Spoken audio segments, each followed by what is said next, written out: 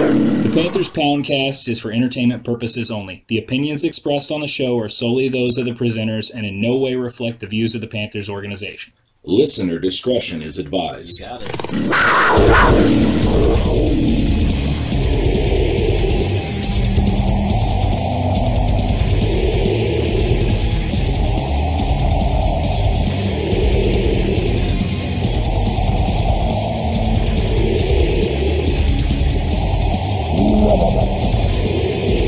This is Panthers Poundcast.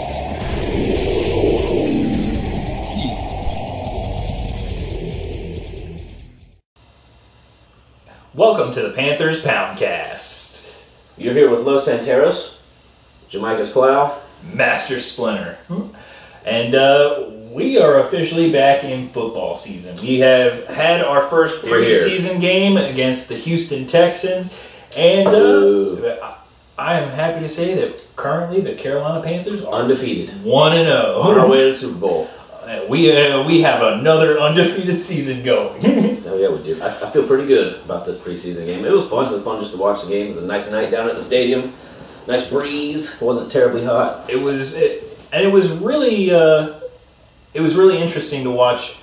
I think we were surprised more by players that haven't necessarily been around before than we were. I mean, granted, you had the KB catches, which were amazing. The first one where he just shrugged off two defenders, that's KB of old. And a stiff arm to the face. That is a man handling boys out there. He looked good. He just looked good, looked energetic, fired up. The 23-yard touchdown from DA, beautiful. Turning in the air. And Josh Norman even tweeted out about that. He was like, it's something about that end zone, or it's something about that side of the end zone. And he tweeted a picture of KB's touchdown and the picture of him intercepting Drew Brees in that same corner. Yeah, it is a good one. It was a really, really good catch. Really excited to see KB really putting up the kind of show that we expect from a #1 wide receiver. And I've given KB tons of shit in the past, but the fact of the matter is he played his ass off. And he only played for a very short period of time. He has something to prove, and it's good to see someone take that challenge, even in an exhibition game. Absolutely. But like I said, I think that the biggest performances came out of guys that we haven't seen before. Christian McCaffrey. Granted, he had 33 yards, I think. 33 yards, average 4.7 yards a carry. Solid numbers. I'll take that all day long. But the thing that really got me was the one where he just kind of dropped back behind the line and hid himself until the hole opened up. And then he squibbled from 3 or 4. That's what people are talking about when they talk about him being like a Darren Sproles, like a Shady McCoy kind of guy that can just... the guy that comes to my mind is Maurice Jones-Drew, where you hand the ball off, and he's not a big guy. He'll drop low and get behind those massive offensive linemen, and the defensive players, they just lose him. And he just burst. He'll pop out on the other side. You know who our most similar player like that was? D'Angelo. For sure. Yeah. Elusivity. I couldn't count the number of times. Now, granted, Stu's done it a number of times too, but especially in the double trouble days, how many times did we see the runner get bottled up in a tackle of 3 or 4 guys and just somehow come out 10 yards down the field? Yeah, it's pretty great, man. It's exciting. It's great. And then his dual threat and receiver. We only saw him try that play one time when they just did a screen pass to him. The defense kind of read it, so. For sure. But we're going to have plenty of them. Matt Khalil did a decent job of handling Jadeveon Clowney. Yes. Meanwhile, I don't know if you saw, but we posted on our Facebook the Rimmers effect, the Rimmers effect, where a simple head fake will cause you to get Sam Bradford sacked. Not only that, is he 70 pounds fatter, or is it just the color of purple? Real fat. Because he wasn't a fat fuck here. No, he just was a shitty fuck. And I hope you have a better plan, Minnesota, at left tackle. I don't hope that, because we have to play you this year. So I can't wait to see Rimmers. I hope Peppers is on him. Oh, man. That would be amazing. That would be nuts. That was a funny video. And once again, we're talking about our first team. First, they didn't play a lot at all. Just a couple series. You didn't see any starters past the first quarter. Right. But K1 short, a sack and a pressure in 3 plays. Can't go wrong with that. And he looks fat as shit too. Who cares? I like that about him. He was moving though. He's the fast fatty. The thing you got to remember about the amount of pressure that we were getting on their first team is that Charles Johnson and Julius Peppers didn't play. Right. If you have that pressure simply coming from your second string and KK Short, you add a future Hall of Famer in Julius Peppers and a second Panthers all-time sack leader, Charles Johnson. Exactly. I think that we're going to see a lot more pressure. Luke looked really good. First tackle of the game. Yeah, coming through, he just blasted through that hole for a tackle for a loss. It was really good to see that first team out there. If anything was negative, I mean, I would still say that your weak spot's the corners. Yeah, we didn't really get a chance to see much of that due to the sacks and tackles for a loss. I mean, you got to pick a weak spot, that's fine. But yeah, I feel confident with Coleman and Adams out there helping them young kids. Munnerlyn too. It was great to see Captain back out there. And I know that he didn't have too much of an impact on the game, but that's kind of what I'm hoping for from Captain. Yeah, stay away from the side of the ball. Yeah. You feel what I mean? Just don't throw at him. That was what we were missing last year, is we didn't have anybody that could take a receiver away. And I think that Captain can do that and take away a slot receiver.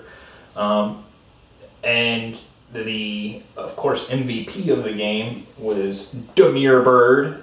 He started doing the bird signal. How about starting people? Bird. That shit was funny. That 50-yard bomb was beautiful, man. From Webb, too. I'll give Webb credit on the throw, but he made a hell of a catch. 2 touchdowns, 2 punt returns of, I think, 6 and 13 yards. I mean, he was a productive sumbitch. And we were concerned coming into the season after losing Ted Ginn that we wouldn't have somebody that's going to take the lid off the defense that you have to respect on that deep ball. And we tried to address it in free agency in the draft and picked up Russell Shepard. We picked up Charles Johnson, who has been released. Right. But we also went out and got Curtis Samuel, and we've projected that one of those guys would probably be the slot receiver. It's kind of hard to argue against Amir Bird at this point, though. It's when he has that kind of production and that kind of speed, I think you have to find ways to get him on the field. He's always been fun to watch in any preseason, and now he's making huge plays in the preseason. So you see the progression. He's been around. Teams kept him a couple seasons on the practice squad for a reason. They see something in the kid.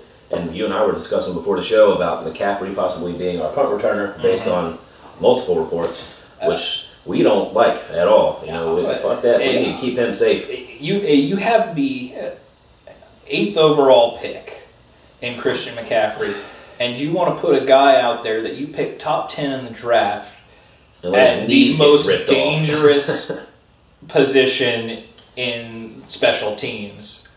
I don't understand it, especially when you have guys returning like Demir Bird and Kalen Clay. And that's what I'm saying. Now we have a bunch of dudes that can do it. Yeah, there's no person.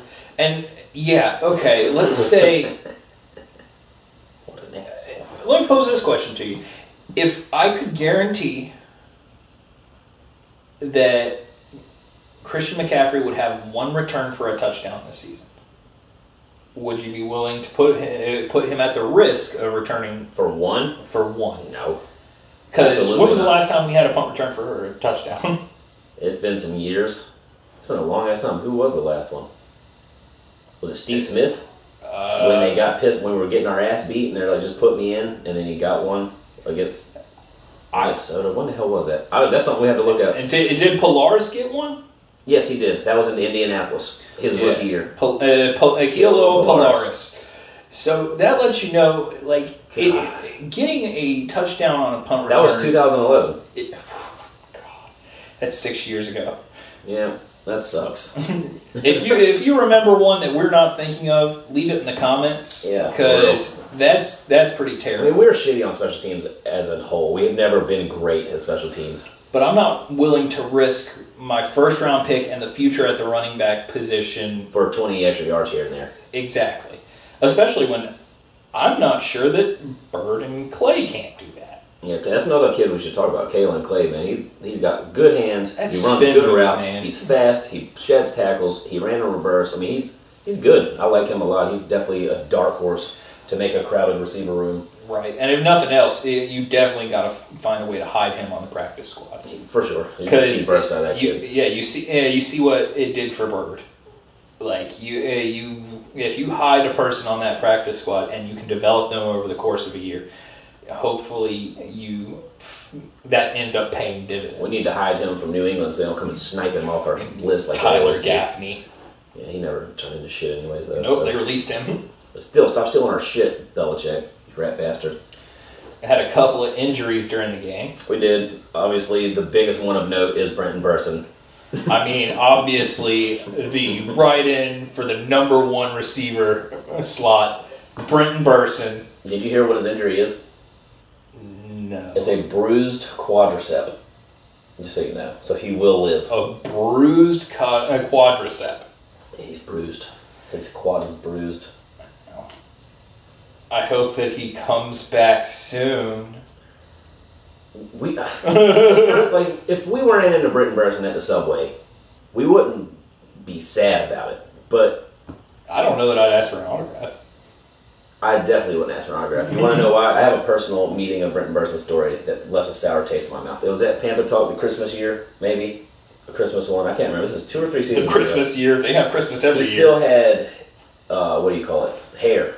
You know, long hair. Before he did the Locks of Love thing. Yeah.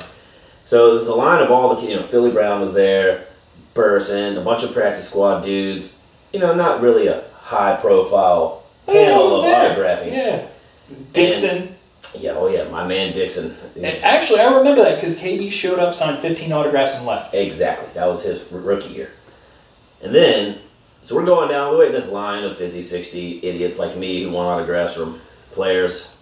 And we get, most of the guys are pretty personable. A lot of the Panthers really go out of their way to shake hands, look at you, smile, have some small talk, show a little appreciation. And Burson was second to the end. And we get up there, and I called Philly Brown, Corey Brown. He was like, "What'd you just call me?" I said, "I called you Corey. That's what you asked for." And he was all appreciative. So we talked a little. And then there's Burson, and then 2 other practice squad dudes that I'm not even going to lie. I don't know who they were. They're not around anymore, and they're still, whatever. Stephen Hill. He might have been one of them. And I have no clue who the other guy was. And they're all just sitting there checking out hot young girls who had just walked in. And you got to understand, there's hundreds of people where we're at. It's not, like there's 3 people and 2 hot girls. There's free to attend. Yeah, and they're on auto. There's kids before me and after my group, and they're just like not paying attention to the fans. And granted, Burson, I guess, is the biggest star of this said group, and they're just acting like they're just rock stars, and it just left a taste in my mouth of, not only are you an asshole, not only are you sorry you fumbled in a playoff game at punt return. Well, you are an asshole, actually, and that's just kind of how I feel about you. I don't know. I feel like just because you grew up next to Jared Richardson, you shouldn't be on the Panthers. And that's just my opinion. I mean, why? What reason has he given us to keep him on this team as long as we have? Well, that's another thing I hear, too, is that he's had a good camp. Okay. Well, I bet the Towel But we have had a good years camp. of actual games where he could have made an impact. But most of the time, he doesn't even get a jersey. I just don't get it. It's great, good for him. I'm glad your life is financially stable because you don't have to play ball and you practice. And whatever. I'm sure he has the team. Him being there in practice has to help other people get better by whatever. It serves a purpose. But he probably knows the playbook by now. Yeah, hopefully he does that. Anyway, that's a little Brenton Burson side story. Obviously, the real injury news is Vernon Butler. Fucking kid can't catch a break. Looks like, from what I heard, 4 to 6 weeks. Left knee sprain. No significant structural damage to the knee. So that's good. No tears. Where are we at right now? So that puts us on the cusp of week 1. Yeah. The cusp. Like he probably, realistically. Realistically, he'll probably miss a game or 2. Yeah. But to be fair, we still have Star. We still have KK. We signed some dude from the Eagles, another defensive tackle. I apologize on the name. I don't know who that is. Who are our backup defensive tackles now? We still have Kyle Love. We have Kyle Love. We've got the dude we just got from the Eagles. Mm-hmm. We have. That's it, to my knowledge. I mean, I'm sure we have some players that we can't think of, but I'm not concerned at the D tackle position. KK and Star are pretty durable for the most part. Yeah, I can't remember KK being injured. Me neither. I'm not sure. He's pretty Iron Man-ish. Star's missed a game or two, and he's coming off of surgery, but looking good, looking, fat / thin, however you want to call it, a defensive tackle. And that's another. We rotate sets a lot too, with Peppers being versatile. Yeah. We have Charles Johnson in the middle a time or two. Third down, move Peppers inside, put Addison out on the side. Addison's also good at interior rush. I mean, we can do some things, and we'll have to do some things. I think Steve Wilkes will be very creative, especially if we just keep dropping bodies. But damn it, I want to see Butler. That's supposed to be an important pick. Yeah. I mean, you spend a first-round pick on a guy who you expect to see him. You expect to at least see him make an impact in the first couple of years. And that was one of the issues that I had with the Vernon Butler pick, was you have two players who have really solidified the interior of your defensive line, and we go out and take a guy that we might not see for 2 or 3 years. And that was a pick, that was a true Gettleman pick in the fact that he already had foreseen, I'm not paying both those guys, here's my replacement. That was what Vernon Butler was picked for. So do you think now that Dave Gettleman is gone, there's a higher percentage chance that we sign both Star and KK? Well, we've already signed KK, obviously. But I think a lot of that depends on Star's production this year and his homer townness, because a lot of guys are doing that more and more and more to be here for whatever reason. I don't think that right now you have to worry about paying Star. Make him earn it. I agree. I understand that he eats up blocks, but you can get lots of fat guys to eat up blocks. That was an ESPN article I saw said that this is the do or die year for him in terms of contract, where he's going to get offered, do we keep him or whatever. And, I think he likes it here. He seems like a very low-key guy, very unemotional, just goes to work. I cannot tell you the last time I saw an interview with Star Latulippe. Yeah, it's always... He is a very quiet person. He doesn't. A lot of people don't command attention and everything. He's a silent, fatty stalker, and we appreciate him. It does suck, though. I mean, you said 4 to 6 weeks on Butler. I hope he gets better. I want him to have a year of football to play. That would be nice, because he showed flashes last year. Yeah. He did. He had the first sack of the season, and he barreled that offensive line and destroyed that defense. Like, the Denver dude just fell over because he saw him coming. He's like, fuck this, I'm out. I'm not going to get killed the first game. And so, he could do it, and that might be one of those reasons he gets hurt. I think he's one of those guys that kind of, I hate to use the term rushes too hard, but, you got to, I don't know, it's the same way a linebacker can hit wrong and hurt himself more than the guy. I think he's just too efforty, and he goes out there and slides around and does a bunch of crazy shit. That could be what hurt Luke last year.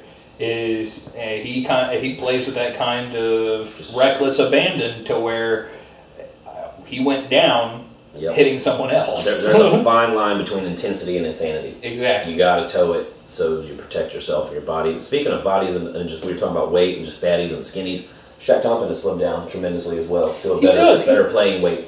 And he looks it too. Yes. He looks slim, and honestly, he doesn't even look like a linebacker out there. He looks more like a free safety. And that's what we need. We need someone that can he covered the tight ends a lot. He was doing well. I watched him really hard. I love a guy that can play linebacker, but play the role of a box safety. That way, you have a confusing personnel set out there, because your tight end can't just think, oh, well, I'm matched up on a linebacker. Yeah, kind of. You're kind of matched up on a linebacker, but you're also kind of matched up on a safety. And Shaq has those ups, too. I mean, that's what we needed him to be, Thomas Davis 2.0, so that's what we're going to pull out of him. And Thomas looked good, too, man. He was running out there that first team. He was hustling, covering plays, making things happen. The only thing I noticed that we kept biting on was that damn play-action fake to the outside. I hate that.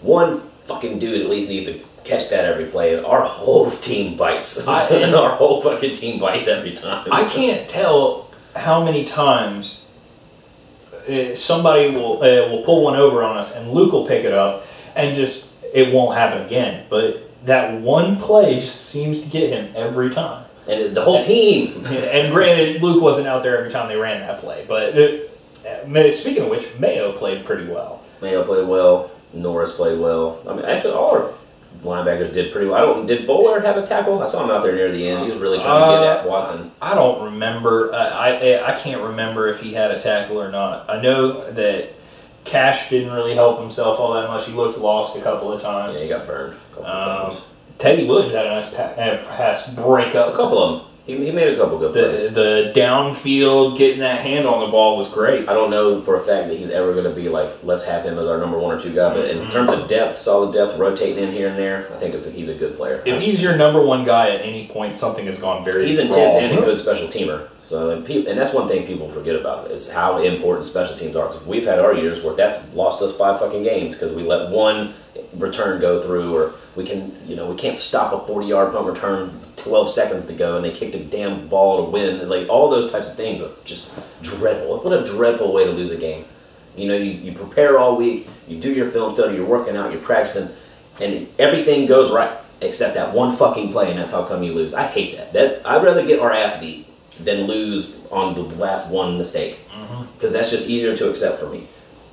I can't stand that. So hopefully we don't have that this year. God help us. It's so annoying. But right now everything's looking good. I am enthused. I am excited. Another thing to note is we are the only NFC South team that won our first preseason game. Speaking of preseason records, who majority of all reporters, fans, players alike all say doesn't matter. Well, it does to the history of the Panthers, because we historically suck shit when we suck shit in the preseason. So, and people are like, can't believe you're all excited, so it doesn't matter. It's all just about evaluation. No, it's about creating momentum, creating an atmosphere and an aura of a team that carries you through a whole year. And seeing Cam on the sidelines, hugging people and cheering and being happy for everybody, we're getting back to that. It's all us against them. Fuck it, let's be us, let's do us. It makes everyone mad, who cares? And that we're getting back to that, I think. We're getting back to our identity that cemented a special year. And I think we can have that again. And one more thing to note about this game. Do you also recall the year of the Super Bowl? I'm pretty sure we led the league in plays over 20 yards or more by a shitload. We had a shitload of those this game. Olsen play, 34-something yards. KB had 2. You got Demir with the big one. You got, you fucking go down the list. There were some good plays. If you can get 4, 5, 6 20-yard gainers a game, you're going to be kicking ass. I'm sorry. I'm sitting here talking about the best part of it, and I have to immediately go to the hell. Fuck you, Graham Gano. Oh, God. Go to hell. I'm done with you. The rookie hit a 51-yarder. You can't do shit. You just go straight to hell. Did you see that the Tampa Bay Buccaneers released Roberto Aguayo? Their second-round kicker. He missed an extra kick in the first preseason game.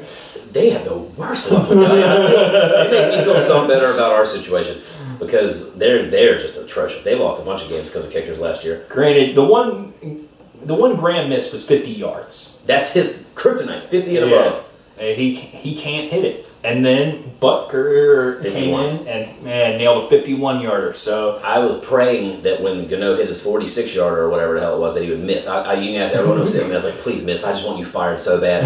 Just miss. Miss every kick forever. And it sucks because I've met Graham a couple of times. Wonderful person. A really great guy. But, fuck, dude, you have to hit those.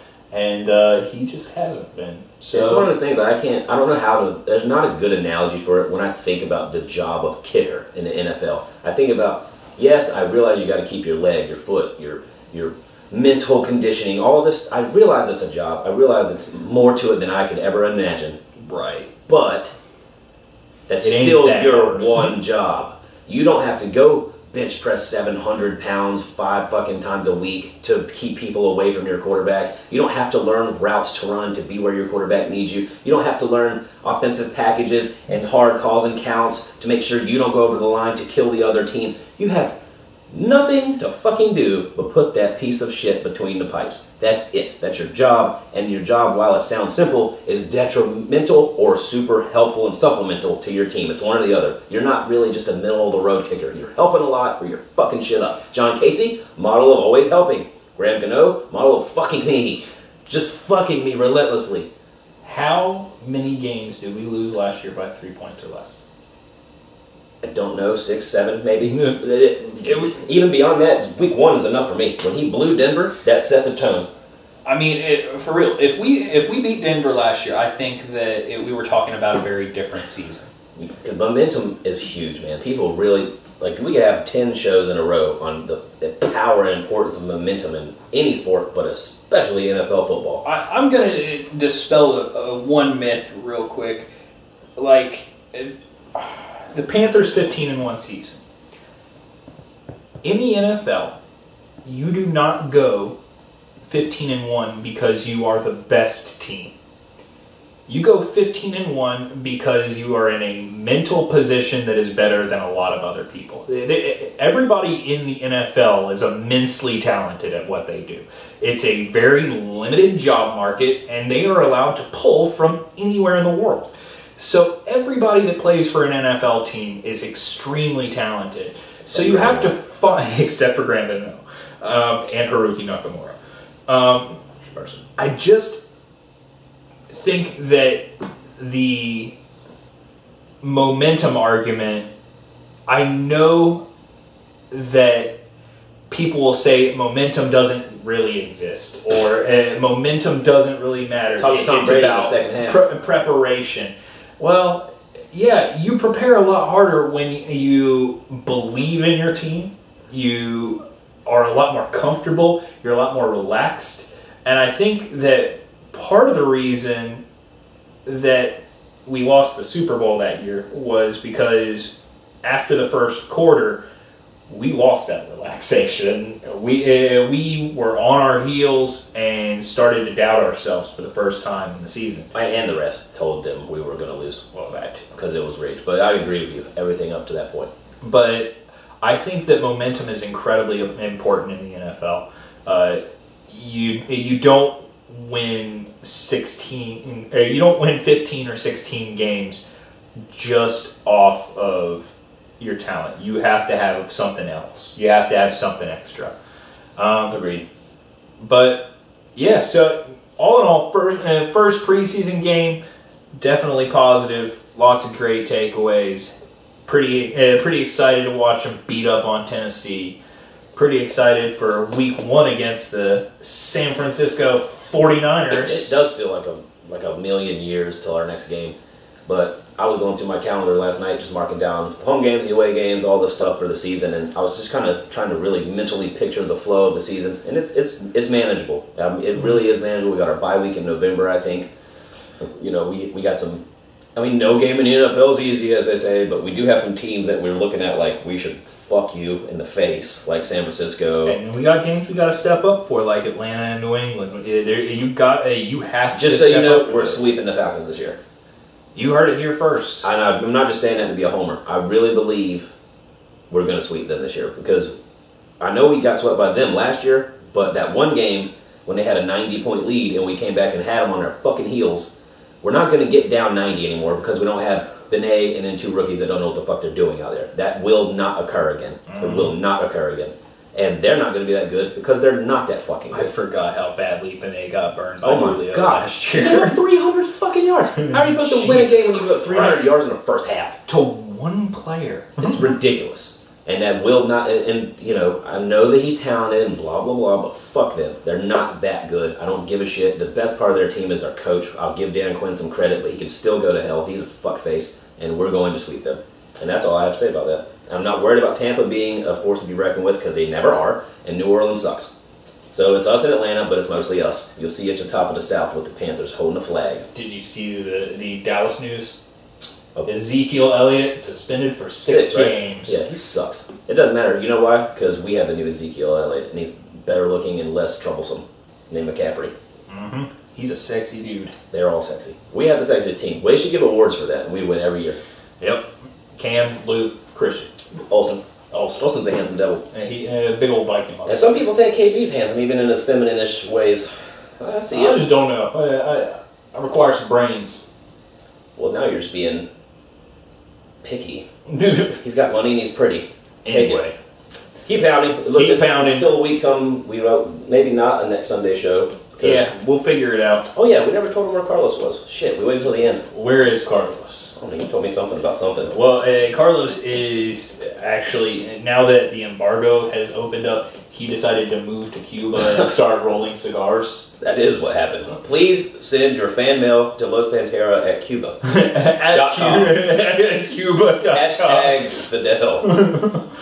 I don't know. Whatever. He just hates you and us, and that's why he's never on the show. Yeah, he doesn't want to be here. And do you want to go ahead and talk about J-Dub's suggestion, or are we just going to do that a couple shows from now? Well, number one, we have a couple of suggestions. We're going to do one on pregame places to eat, tailgates, places to see while you're in Charlotte. We should do that like week 2 for Buffalo. For sure. For people that are coming into town, just to kind of let you know from a local's perspective, the places that you have to hit. And then, what was J-Dub's suggestion? Talking about the massive cut and the difference it will make. This year, we have historically had 2 cuts, one from 90 to 75 and one from 75 to 53. This year, it's going to be 1 cut from 90 to 53. And that's 37. That's 37 people being cut in a day, which is nuts. So we will have. I wouldn't want to be Ron or discussion about that. Ron or Marty during that day.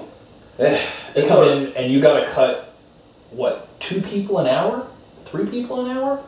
Man, we'll talk about the ins and outs and what we really think the mentality of the coaching staff is going through with that. But it was a good suggestion. We just wanted to mention it because we love suggestions, and it helps us put together something to discuss for you when there's not a lot going on sometimes. So thanks, Iowa. Thanks, Iowa. And keep pounding. Have a great week. Let's get 2-0, and we'll see you afterward. Keep pounding. If you like us, please subscribe to us at Panthers Poundcast on YouTube. Cam says like on Facebook. And click the bell next to subscribe to get notifications every time we release a new video. Keep pounding.